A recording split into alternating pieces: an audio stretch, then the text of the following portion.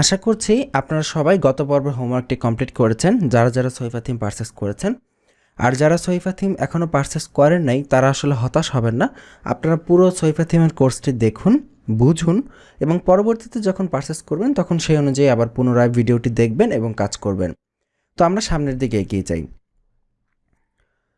আমরা এই থিম অপটিমাইজেশনের ক্ষেত্রে এই ডকুমেন্টেশন যেভাবে আছে সেভাবে একবার করার চেষ্টা করব, কিছুটা যতটুকু জাস্ট ডকুমেন্টেশনটা কিভাবে ইউজ করতে হয় সেইটা আপনাকে বোঝানোর জন্য আমরা এখানে ডকুমেন্টেশন অনুযায়ী কিছুটা কাজ করার চেষ্টা করব, বাকিটা আপনারা নিজে নিজে বাসায় প্র্যাকটিস করবেন। এবং আমরা এই পুরো থিমটা প্রথমে এখানে ডকুমেন্টেশনে কিন্তু অটোমেটিক ওয়েতে দেখানো আছে যে অটোমেটিক ওয়েতে ডেমো ইম্পোর্ট করে কিভাবে কাজ করতে হয়। তো এইভাবে অটোমেটিক ওয়েতে কিছু দূর কাজ করার পর আপনাদের যখন বেসিক ধারণাটা হয়ে যাবে, তারপরে আমরা ম্যানুয়াল ওয়েতে কাজ করে দেখাবো যে ম্যানুয়াল ওয়েতে কিভাবে কাজ করতে হয়।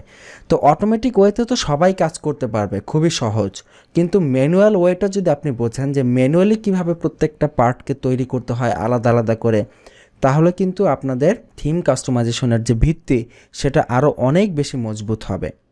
তো আমরা দুটো সিস্টেমই দেখব। তো আপনাদের কাছে অনুরোধ হচ্ছে আপনারা অটোমেটিক ওয়ে অর্থাৎ এই ডকুমেন্টেশন দেখে দেখে করা ওয়ে এবং ম্যানুয়াল ওয়ে দুটো ওয়েই আপনারা শেষ পর্যন্ত অত্যন্ত ভালোভাবে দেখবেন। তো দেখি ডকুমেন্টেশনে কি বলছে। আমরা একটু নিচের দিকে যাই। থিম তো ইনস্টল করা শেষ। তো এরপরে থিম কীভাবে আপডেট হবে তা আপডেট নিয়ে আমাদের টেনশন নেই, যেহেতু আপনারা অরিজিনাল থিম ব্যবহার করবেন সো অটোমেটিক আপডেট করতে পারবেন। এরপর হচ্ছে ইনস্টলিং স্যাম্পল কন্টেন্ট কীভাবে ইনস্টল করতে হয়। তো স্যাম্পল কন্টেন্ট ইনস্টল করার জন্য এখানে দেখাচ্ছে ড্যাশবোর্ডে যেতে হবে, দেন সহিফা, দেন ইম্পোর্ট ডেমো ডাটা। এরপরে এখান থেকে ডেমো ডাটা ক্লিক করে ইম্পোর্ট করতে হবে। তো আমরা এখানে ড্যাশবোর্ডে আছি। ড্যাশবোর্ড থেকে এই যে নিচে এখানে সহিফা অপশন আছে, এখান থেকে ইম্পোর্ট ডেমো ডাটা এটাতে ক্লিক করছি। তো বর্তমানে কিন্তু আমাদের ওয়েবসাইটটা একেবারে ফাঁকা, এখানে কিছুই নেই, একদম টোটালি সাদামাটা ওয়েবসাইট। তো এবার এখান থেকে আমরা ডেমো ডাটাতে ক্লিক করে ইম্পোর্ট করব। তো এখানে ইম্পোর্ট ডেমো ডাটায় ক্লিক করছি। তো এটা হচ্ছে অটোমেটিক ইম্পোর্টের সিস্টেম, যে ডেমো ডাটা আমরা প্রথমে ইনস্টল করব, এতে করে আমাদের ওয়েবসাইটের যে ডিজাইন আছে সেটি অটোমেটিক্যালি চলে আসবে। তো আমরা ক্লিক করেছি অলরেডি। তো ডেমো ইম্পোর্ট হচ্ছে। ডেমো ইম্পোর্ট হতে কিছু সময় লাগতে পারে, সো ওই সময়টা ধৈর্য ধরে অপেক্ষা করবেন। ডেমো ইম্পোর্ট চলাকালীন অবস্থায় কোনো অবস্থাতেই সেটি কেটে দিবেন না। যেমন এখন ডেমোটা ইম্পোর্ট হচ্ছে, এই সময় যদি আপনি এটি কেটে দেন তাহলে ডেমোটা মাঝপথে বন্ধ হয়ে যাবে, ওয়েবসাইটটা নষ্ট হয়ে যেতে পারে। তো ডেমো ইম্পোর্ট হচ্ছে, আমরা অপেক্ষা করছি।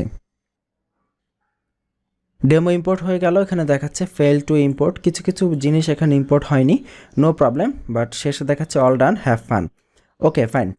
এবার আমরা আমাদের যে ওয়েবসাইটটা আছে সেটার বর্তমান চেহারাটা দেখি, যে আসলে ডেমো ইম্পোর্ট করার পর ওয়েবসাইটের চেহারা কতটুকু চেঞ্জ হচ্ছে। এই হচ্ছে আমাদের বর্তমান ওয়েবসাইট। আমরা দেখতে পাচ্ছি ডেমোটা ইম্পোর্ট হয়েছে। আচ্ছা, আমরা সহিফা থিমের যে মেইন ডেমোটা আছে সেই ডেমোটা আগে একবার ওপেন করে নেই, কারণ সেই ডেমোর সাথে আমরা এই ডেমোটাকে ম্যাচ করব। তো সহিফা থিমের যে নিজস্ব ওয়েবসাইট tailabs.com, সেখানে ওদের ডেমোটা দেখা যায়। এক জায়গা থেকে দেখতেই হলো, থিম ফরেস্টের ডেমো হোক বা তাদের ওয়েবসাইটের ডেমো হোক। এই হচ্ছে ডেমো। দেখুন এই ডেমোর সাথে মিলালে কিছু জিনিস দেখতে পাবো। এখানে একটি মেনু ছিল, মেনুটা এখানে আসে নাই। তারপরে এখানে যে মেইন মেনু সেটাও আসে নাই। নিচের দিকে যদি যাই আমরা, এখানে দেখব উইজেট যে সেকশন আছে উইজেটটা আসে নাই। বাম পাশের কন্টেন্ট, স্লাইডার এগুলো ঠিকভাবে এসেছে। আবার যদি সবার নিচে চলে যাই, এখানে যে কিছু উইজেট ছিল ফুটারে সেগুলো আসে নাই।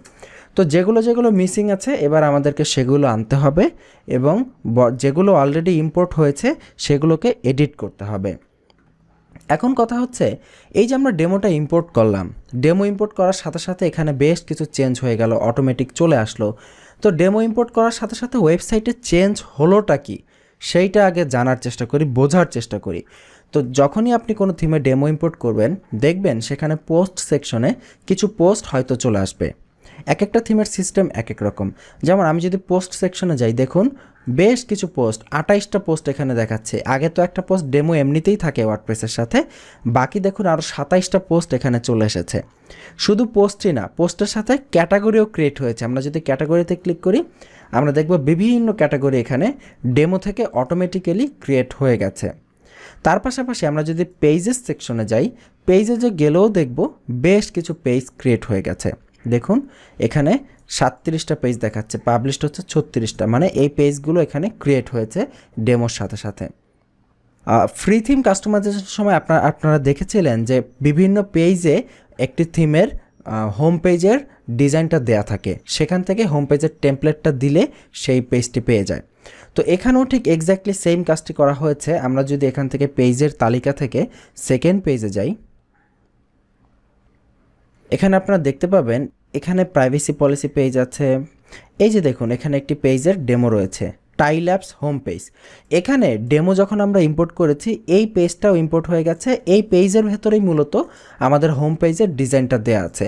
যেমন এই পেজটাকে দেখুন ফ্রন্ট পেজ হিসেবে আলটিমেটলি অটোমেটিক্যালি সিলেক্ট করা আছে, কিন্তু আমরা কিন্তু ফ্রি থিম কাস্টমাইজেশনে সেটিং থেকে রিডিংয়ে গিয়ে হোম পেজকে সিলেক্ট করেছিলাম যে এইটা হবে হোম পেজ, এটা হবে ব্লগ পেজ।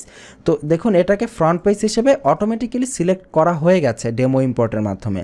এবং আমরা যদি এই পেজটাকে ভিউ করি তাহলে দেখব এটাই আমাদের হোম পেজ, অর্থাৎ এই পেজটাকেই এখান থেকে সেট আপ করা হয়েছে। দেখুন এটাই আমাদের হোম পেজ। এবার আমরা যদি এই পেজটাকে এডিট করতে চাই তাহলে আমরা এডিট পেজে দেই, এডিট পেজে দিয়ে দেখি কি অবস্থা। তো হোম পেজটাকে আমরা যখন এডিট পেজে দিলাম তখন দেখুন এই যে টেমপ্লেটটা ছিল, আমরা বলেছিলাম এই পেজটাকে হোম পেজ বানানো হয়েছে, এই দেখুন এই টাইটেলের পেজটা এসেছে। এবং এখানে পেজ বিল্ডারের বেশ কিছু অপশন আছে, যে অপশনগুলো আমরা পরবর্তীতে দেখব। আরও কিছু অপশন নিচের দিকে দেয়া আছে, পাশাপাশি ডান পাশে দেখুন এইখানে বিভিন্ন টেমপ্লেটের অপশন দেয়া আছে। নিচের দিকে চলে যাই, তো তার মানে এই পেজটাকে সেট আপই করা হয়েছে হোম পেজের ডিজাইনে। শুধুমাত্র এই পেজটা না, এইরকম আরও কয়েকটা হোম পেজের ডিজাইন এখানে দেয়া আছে।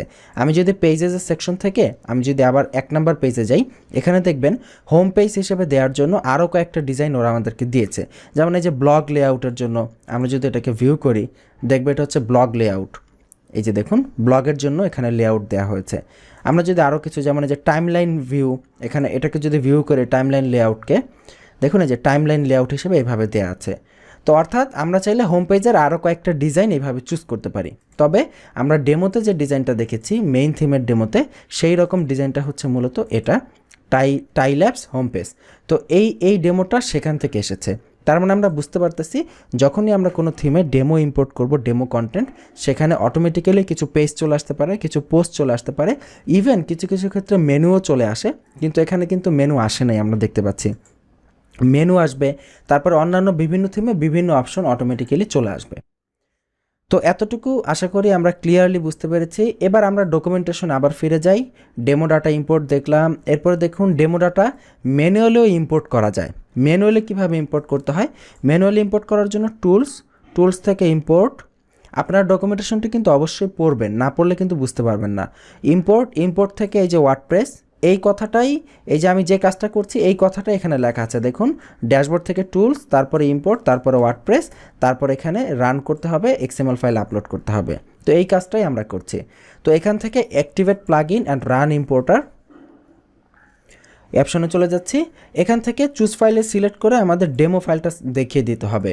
ডেমো ফাইল কোনটা, এই যে থিমের ভেতরে দেখেন স্যাম্পল কন্টেন্ট নামে একটি ফোল্ডার আছে, সেই ফোল্ডারের ভেতরে 2টা ডেমো দেওয়া আছে। একটা হচ্ছে সহিফা ওয়ার্ডপ্রেস রেগুলার, একটা হচ্ছে সহিফা ওয়ার্ডপ্রেস রাইট টু লেফট, অর্থাৎ ডান থেকে বামে। তো এখান থেকে আমরা যে ফাইলটা চাই সেই ফাইলটাকে এইভাবে টেনে এটার উপরে ড্রপ করে দিব, অথবা এখান থেকে চুজ করে এখানে আপলোড ফাইল অ্যান্ড ইম্পোর্টে দিলেই ওয়ার্ডপ্রেসের যে ফাইলগুলো আছে সেগুলো এখানে ইম্পোর্ট হয়ে যাবে। তো এখানে আপনি যদি এই ফাইলটা এখানে ইম্পোর্ট করেন তাহলে হুবহু এরকম ডিজাইন পাবেন না, কিছুটা একটু এদিক সেদিক ডিজাইন হবে, বাকি কাজটা আপনাকে ম্যানুয়ালি করে নিতে হবে। তো আমাদের সাজেশন হচ্ছে প্রথম প্র্যাকটিসের জন্য এইভাবে অটোমেটিক যে ডেমো ইম্পোর্টটা আছে ক্লিকের মাধ্যমে সেই ডেমো ইম্পোর্টটা করে নিন এবং আমাদের সাথে কন্টিনিউ করুন, কারণ পরবর্তীতে আমরা ম্যানুয়ালি দেখব কিভাবে এই ওয়েবসাইটটা তৈরি করা যায়। তো তখন আপনারা মোটামুটি থিমের স্ট্রাকচার সবই জেনে যাবেন। আপাতত অটোমেটিক স্ট্রাকচারটা আমাদের সাথে কমপ্লিট করে যান। তো আমরা আবার ডকুমেন্টেশনে ফিরে যাচ্ছি, এখানে যাই, এখানে দেখাচ্ছে মাইগ্রেটিং ফ্রম অ্যানাদার থিম, এগুলো দরকার নেই, আমরা তো অন্য থিম থেকে মাইগ্রেট করছি না বা ল্যাঙ্গুয়েজ ট্রান্সলেটও করছি না। রাইট টু লেফট কীভাবে অ্যাক্টিভ করতে হবে সেটা এখানে দেওয়া আছে, তো আমরা এটাও করছি না কারণ এটা আমাদের ইংলিশ সাইট। এরপরে থিম নেভিগেশন, দেখুন এখানে ওরা বলছে যে নেভিগেশন অর্থাৎ মেনুকে সেট আপ করতে। তো এরপরে আমরা মেনু সেট আপ করা দেখব। তবে এইভাবে যখন আপনি ডকুমেন্টেশনগুলো দেখবেন এভাবে মেনু সেটিং কীভাবে করবেন দেয়া আছে, তারপরে আইকন কীভাবে করবেন দেয়া আছে, তারপরে রিমুভ কীভাবে করবেন দেয়া আছে। তো এইভাবে স্টেপ বাই স্টেপ আপনি ডকুমেন্টেশন ধরে ধরে সামনের দিকে যেতে পারেন। তো চলুন আমরা দেখি এবার মেনু কীভাবে সেট আপ করতে হয়। মেনু সেট আপ করা খুবই সহজ। আমরা অ্যাপিয়ারেন্স থেকে মেনুতে যাব, সেখান থেকে মেনুকে চুজ করে দিব। খুবই ইজি। আমি অ্যাপিয়ারেন্সে যাচ্ছি, অ্যাপিয়ারেন্স থেকে মেনুতে যাচ্ছি। এই মেনু তৈরি করাও কিন্তু আপনারা অলরেডি দেখেছেন ওয়ার্ডপ্রেসের বেসিক পর্বে, তো আমি আসলে এখানে খুব একটা কথা বলবো না। এখানে দেখুন অটোমেটিক্যালি ওরা কিন্তু দুইটা মেনু ক্রিয়েট করে দিয়েছে। দেখুন সিলেক্ট এ menu two edit, main menu নামে অলরেডিও একটা মেনু ওরা ক্রিয়েট করে দিয়েছে, টপ নামেও একটা মেনু অলরেডি ক্রিয়েট করে দিয়েছে। তো আমরা বর্তমানে মেইন মেনুটা এডিট করছি। যদি এখানে মেনু ক্রিয়েট করা না থাকতো তাহলে আমরা কিন্তু নতুন মেনু এখান থেকে ক্রিয়েট করে নিতাম। তো যেহেতু ক্রিয়েট করা আছে, কিন্তু মেনু ঠিকই ক্রিয়েট করে দিয়েছে, মেনুর কোনো আইটেম অর্থাৎ এই যে আইটেমগুলো লেআউট ফিচার, এই আইটেমগুলো কিন্তু দেয়া নেই। তো আমরা এখান থেকে হালকা পাতলা কিছু আইটেম এখানে দিয়ে দিচ্ছি। ধরেন এখান থেকে 4-5টা আইটেম নিয়ে আমরা মেনুতে অ্যাড টু মেনুতে দিয়ে দিচ্ছি, তাহলে অ্যাটলিস্ট মেনুটা চলে আসবে। এই যে মেনুটা চলে আসলো। এবার আমরা এগুলোকে এক কাজ করি, ড্রপ ডাউন হিসেবে দেই। দুইটাকে ড্রপ ডাউন হিসেবে দিলাম, ধরেন এইটাকে ড্রপ ডাউন হিসেবে দিলাম, দিয়ে এবার সেভ মেনুতে ক্লিক করি। তো মেইন মেনু হচ্ছে আমাদের প্রধান মেনুটা, তাহলে দেখবো আমাদের প্রধান মেনুটা এখানে চলে আসবে। রিফ্রেশ করি, এই যে দেখুন মেনুটা চলে এসেছে এবং মেনুর ড্রপ ডাউনও চলে এসেছে। কিন্তু ডেমোতে খেয়াল করুন, মেনুতে হোভার করলে বিশাল এক মেনু আসতেছে, এটাকে বলা হয় মেগা মেনু। তো এই মেনু কিভাবে ক্রিয়েট করতে হয় সেটাও আমরা দেখব, তবে আগে আমরা ছোট মেনুর কাজটা করে নিই। আচ্ছা, এটা গেল এই মেনু। এবার ওপরে যে এই মেনুটা আছে সেটাও তো আমাদের দরকার। এইটা কোথায় পাবো? এইটা পাবো হচ্ছে এই যে দেখুন সিলেক্ট মেনু টু এডিট, এখানে ওরা টপের জন্য একটা মেনু দিয়ে দিয়েছে টপ নামে। তো আমরা এখান থেকে টপটাকে চুজ করব, সিলেক্টে দিব, তাহলে টপ মেনুটা এডিট হবে। তো টপ মেনুতে ওরা কোনো অপশন দেয়নি, শুধু মেনুটা ক্রিয়েট করে রেখেছে এবং এটার লোকেশন দেখুন টপ মেনু নেভিগেশন, অর্থাৎ টপে দেখাবে। এখান থেকে ধরেন আমি 2-1টা অপশন দিয়ে দিচ্ছি, জাস্ট ডেমোটাকে সাজানোর জন্য 4টা অপশন দিয়ে দিলাম, দিয়ে অ্যাড টু মেনুতে দিলাম, 4টা পেজেসের অপশন চলে আসলো। আমরা চাইলে কোন কাস্টম লিঙ্কও এখান থেকে দিতে পারতাম। দিয়ে এবার আমরা সেভ মেনুতে ক্লিক করি, আমরা আমাদের হোম পেজটাকে রিফ্রেশ করি, এই যে দেখুন ওপরে মেনুটা চলে এসেছে। তো ডেমোতে কিন্তু এখানে বাম পাশের ডেটও ছিল, তো ডেটটাও কিন্তু সামনে নিয়ে আসবো। তো সেটা কিভাবে নিয়ে আসবো সেটা আমরা পরবর্তীতে দেখব। আপাতত আমরা ডকুমেন্টেশন অনুযায়ী সামনের দিকে আগাই। ডকুমেন্টেশনে মেনুর কথা বলা ছিল, মেনু আমরা করে ফেললাম। এখানে এই লেখাগুলো পড়ে নেবেন, ওরা বলেছে কিভাবে মেনু ক্রিয়েট করতে হয়। তো আমরা আসলে আমাদের আগে থাকতে এক্সপিরিয়েন্স আছে, তো আপনারা যখন কাজ করবেন তখন আপনাদের নিশ্চয়ই, আপনারা একেবারেই একদম শূন্য লেভেলের না, তাই না? আপনাদের অলরেডি কিছু এক্সপিরিয়েন্স থাকবে এবং আপনারা এই কোর্সটা করতেছেন।